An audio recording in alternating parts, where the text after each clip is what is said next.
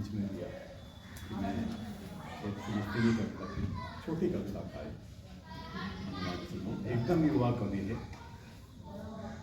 और हमारी पीढ़ी महमूद दरवेश को पढ़ के बड़ी हुई है। महमूद दरवेश के बाद की जो सबसे ख़ास बात है कि बाद की पीढ़ी में इतने अच्छे कवि आए हैं और इस समय इतनी बढ़िया कविताएं लिख रहे हैं। दुर्भाग्य से हिंदी में हम उनको नहीं पढ़ते, तो इसीलिए मैंने उनको संकलित करने की कोशिश की। और फिलिस्तीनी कविताओं की यदि बात करें तो उसमें हमेशा घर, स्मृतियाँ, ये हमेशा उम्मीद और वहाँ लौटने का की एक उम्मीद कि हमें अपने घर वापस जाना, जो 46-47 में उनको वहाँ से हटा दिया गया था जबरन और पूरी दुनिया में फैल गए। आज की तारीख में 5 मिलियन लोग फिलिस्तीनी ऑक्यूपाइड टेरिटरी में रहते हैं, 6 मिलियन लोग बाहर रहते हैं विभिन्न देशों में। तो वो जो कविताएं लिख रहे हैं उसमें से एकदम नौजवान एक कवि की कविता है जिसमें घर का कंसेप्ट, उसमें एक नौजवान कवि घर को कैसे देखता है, उस पीढ़ी का कवि जिसकी 2-3 पुश्तों को घर से बेदखल करता है। घर क्या होता है, इसका शीर्षक। कवि का नाम है मुसाब अबू तोहा, जिसको जब 7 अक्टूबर की ये जो इजरायली आक्रमण शुरू हुआ तो मोसाद को पूरे परिवार के साथ पकड़ लिया गया, कुछ दिनों तक गिरफ्तार रखा गया। बाद में किसी तरह से जान बचा के वो देश से बाहर।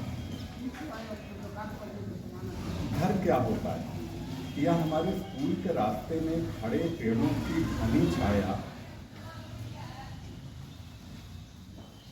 या हमारे स्कूल के रास्ते में खड़े पेड़ों की घनी छाया, पर तभी तक जब तक वे उजाड़े उखाड़े नहीं गए।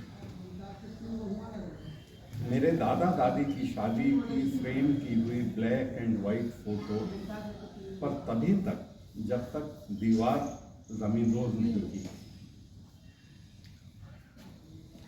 मेरे काकू की नमाज पढ़ने वाली कालीन सर्द रातों में जिसके अंदर घुसकर चैन से सोती थीं दर्जनों चींटियाँ।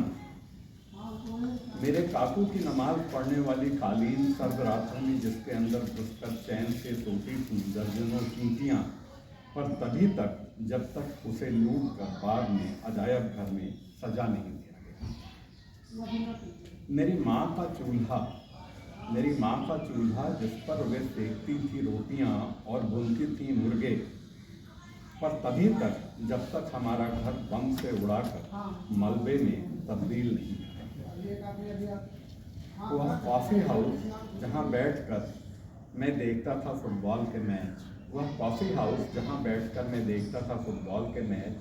और कुछ खेला करता था, पर तभी तक जब तक उसके बाद खामोशी है, अंत नहीं आते।